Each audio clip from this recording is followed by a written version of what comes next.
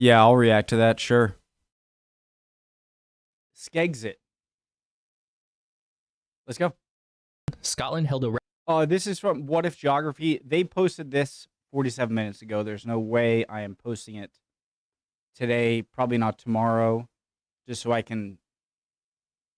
I don't want to cramp his style too much before he gets his own views. If you guys haven't seen the original video, please go watch it on What If Geography first so that they get the views and the, all that, all right? And make sure to give them a likes and everything. Just please do that, all right, for me. Let's go. referendum. Not for me, just preemptive like. Let's go. Original link to the video, top of the description. Below that, link to the Discord. We'd love to have you. Let's do it. Let's learn. Go. Great intro. In 2014, Scotland held a referendum on independence that ultimately failed, if only narrowly. But while Scotland opted to remain with the United Kingdom, See that building? independence that Where the heck is that? Sorry, I'm listening. Learning time. In 2014, Scotland held a referendum on independence that ultimately failed, if only narrowly. But while Scotland opted to remain with the United Kingdom, only 2 years later, the United Kingdom decided to leave the European Union. As such, there have been renewed calls for Scotland to leave the UK and rejoin the Euro. So do you think they would have succeeded in leave it, or do you think the vote to leave the United Kingdom would have succeeded if it was post-Brexit? Look, I know this is still a touchy subject and everything. If you voted for or against Brexit, I'm not here. I don't care. That is your choice as a British person, and no one should tell you what to do. That's your vote. I'm just, wondering, do you think it would still go through? European Union. So what if Scotland became independent today?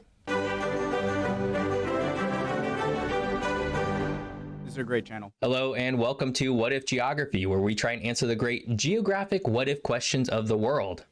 I'm your host, Jeff Gibson, and today we're going to talk about Scotland. If you've been watching British news lately, you might have seen some news articles about another vote for independence. While it looks like Scotland might not get their wish this time, the idea of an independent Scotland isn't going away anytime soon. But before we get into what an independent Scotland might look like, if you enjoy my YouTube channel, be sure to check out the podcast of the same name.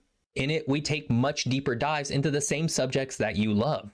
And you can listen to the podcast right here on YouTube under its own channel, Apple Podcasts, Spotify, or wherever you get your podcasts. Links are in the description below. I'm so bad at editing.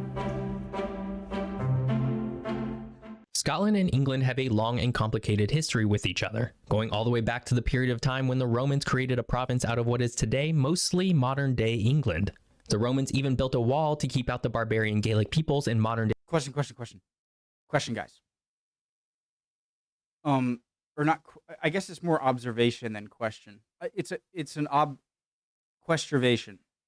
Jesus, sorry. What was I going to ask? Oh, isn't it funny how the Romans stopped pretty much where the English did? And do you think that it's not a coincidence, and the fact that the Romans did kind of stop here, that it might have created a centuries-long or millennia-long subconscious feeling of what was this side of Hadrian's Wall and what was this side? Because obviously it's not the same thing as the modern border of England and Scotland, but I mean, it's pretty close, so that's fascinating. Day Scotland from being able to invade Roman England. But while ancient history is important, it's not until after the year 1000 that things really get interesting. You see, Scotland has traditionally always been an independent kingdom. However, in the late 1200s, the death of Scottish King Alexander III broke the line of succession, which spread chaos in the country. English King Edward I arbitrated between various claimants and ultimately selected a Scottish king who would surrender Scottish independence to England. Eventually, King Edward would take ownership of Scotland entirely. This is primarily what led to the Scottish Wars of Independence, wherein Scotland attempted to regain independence Robert the Bruce? Is that?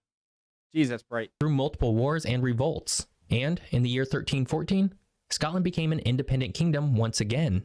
Fast forward a few hundred years and many, many, many more events in between, and a completely opposite scenario emerges for the British Islands. In 1603, Scottish King You can't teach me history at the same time I'm looking at this awesome, beautiful... again. I got distracted. Fast forward a few hundred years and many, many, many more events in between, and a completely opposite scenario emerges for the British Islands. In 1603, Scottish King James VI inherited both the Kingdom of England and the Kingdom of Ireland. This would eventually lead to one of the most pivotal moments in British history, the signing of the Acts of Union, which formally bound Scotland and England together as a single country. Notably, the Kingdom of Ireland submitted proposals to be added to the Acts of Union, but were repeatedly denied. But that's a whole other story. The rest is, You guys lied to me. Some of you. Yeah, I hear, or maybe not, but I always hear like England has never been invaded since 1066. What about William of Orange? That whole deal. Doesn't that count? as we say, history. The term United Kingdom became official in 1801 when the parliaments of Great Britain and Ireland each passed a new Acts of Union, which finally added Ireland to the two kingdoms and created the United Kingdom of Great Britain and Ireland. But Scotland maintained its own culture and identity well after the formal union. In fact, the Scottish Enlightenment and Industrial Revolution turned Scotland into an intellectual, commercial, and industrial powerhouse. So much so that famous French philosopher Voltaire once said, "We look to Scotland for all our ideas of civilization." And it's for this reason that Scotland wanting independence once again is really not all that surprising. Beginning in the early 1920s, Scotland began openly expressing a desire for greater degree of independence from England. But it wasn't until the Scottish National Party gained enough power within Parliament in the 1970s that it was able to pressure the current Labour government into creating a serious proposal for Scottish self-government. This ultimately led to the formation of a Scottish Parliament in 1998 and further autonomy from the larger UK government. But that still wasn't enough for some in Scotland. With the Scottish National Party firmly in control of the Scottish Parliament, it was inevitable that a formal referendum would be held on whether Scotland would break away from the United Kingdom entirely. In 2014, the Scottish people ultimately voted to stay within the United Kingdom, but that was before the British people voted to then leave the European Union. It's worth noting here that largely the Scottish and Northern Irish voted to remain, but their hands were bound to the English who voted to leave. And since England has many times more people than Scotland and Northern Ireland combined, they didn't really have much of a choice in the matter. Today, So Wales voted to leave as well? Scotland is feeling once again like independence should be placed back in front of the people. Meanwhile, the British Parliament is adamantly opposed to it despite the radical changes the UK has undergone over the last 8 years. But before we dive into what an independent Scotland might look like, if you're enjoying this video, now would be a great time to subscribe. More fun I'm What If obviously Geography subbed, right? I am, yes. videos are just a single click away. If Scotland actually did become independent, it would have a lot to figure out in a relatively short period of time. At this point, Scotland has been wed to the United Kingdom for so long that it's really difficult to separate them. Luckily, because there was a recent referendum where Scotland had a strong chance of actually becoming independent, much of this has already been discussed. For starters, an independent Scotland wouldn't necessarily feel all that different from the Scotland of today for multiple reasons. Chief amongst them was that the Scottish National Party was in favor of remaining within what was called the Common Travel Area. That allows for free, passportless movement between the UK and Ireland. If Scotland became independent, there likely wouldn't be any new passport checks between England and Scotland. Do you guys think that if Northern Ireland, say, left the United Kingdom, I hope what I say doesn't like start it's a genuine question. I don't mean to, push anyone's buttons. I'm just, do you think then they would be, later become part of, Unless, of course, Scotland opted to loosen its passport controls with other countries, such as by joining the Schengen zone, which allows for passportless travel throughout Europe, in which case, the UK's Prime Minister at the time suggested that stricter border controls would be implemented. Additionally, given that Scottish people don't always live in Scotland these days, but rather have moved all over the UK and the world at large, an independent Scotland would need to figure out who is a citizen and who is not. In which case, as part of the 2014 referendum, it was proposed that anyone born in Scotland would be automatically given citizenship, as well as any British citizen that has habitually resided within Scotland. From there, it got a little tighter. Those with parents or grandparents born in Scotland could apply for citizenship, as well as those who had lived within Scotland for a period of 10 years. Overall, Scotland was proposing a rather liberal policy towards citizenship. The UK, on the other hand, remained non-committal towards Scots being able to gain UK citizenship, regardless of whether they lived in England, Wales, or Northern Ireland. And of course, in terms of defense, an independent Scotland would have a lot to decide on. For one, the Scottish National Party has historically been against joining NATO and being the home of a series of nuclear weapons that belong to NATO. However, in recent years, the Scottish National Party has relaxed its views a bit around this. Still, obviously with the war in Ukraine, every country but is kind of thinking of it. But I'm like, I don't even question, why is Ireland not in NATO? Because then I immediately think, wait, why would it be? Ireland is in a position where Scotland, I think, would also be in that position of geographically being in a certain place where just in order for someone to attack you, they're going to have to go through an enormous amount of allies in order to get to you. Obviously, you could have some kind of maritime disputes with non-NATO. I don't know what I'm talking about. All right. It's just, why would Ireland be that afraid, for example? You get my point, right? Gee, I can't talk this reaction. I'm sorry. All right. Still, the question remains, does Scotland join NATO or go it alone defensively? But while there are plenty of other policy decisions an independent Scotland would have to make, perhaps the biggest questions would revolve around the economy.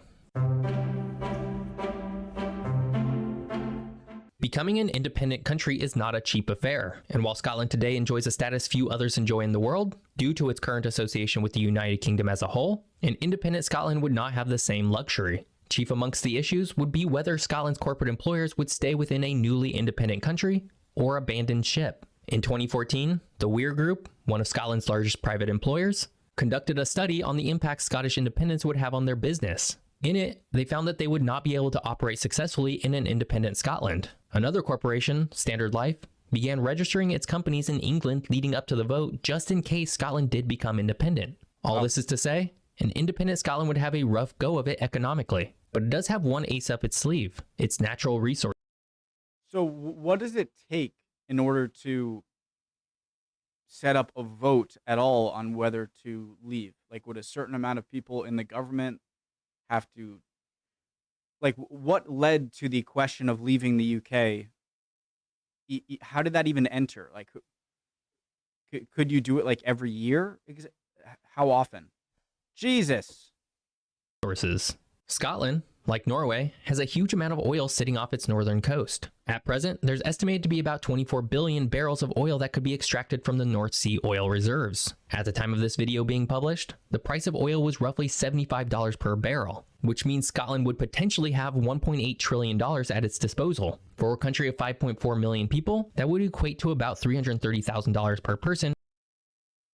I mean, you got to get it out of the ground first, obviously. It's not like it's like a barrel of cash down there. Okay, yeah. If it was spread out evenly. That's not a terrible nest egg, aside from the inherent climate change issues. Finally, an independent Scotland would also have to figure out what currency it would use. At present, Scotland uses the British pound sterling, but an independent Scotland would have a choice to make: create its own currency, retain the pound sterling, or adopt the euro. With its own currency, Scotland would have full control over its monetary policies, but the creation of a currency is complicated and, unfortunately, quite expensive. If it retained the pound sterling, there would be a little bureaucratic changes and it would be far more convenient for a population that is already using it, but Scotland would also continue to be dependent on the UK, which kind of defeats the purpose. And of course, Scotland could adopt the euro, which is the common currency of the European Union, but that would be predicated on one very important thing: Scotland joining the European Union, which is not a guarantee. Guys, I like don't have enough lights on. I gotta turn it up, and I have like my monitors, both of them right here. So when it turns to a white screen, it's like a laser beam to my face.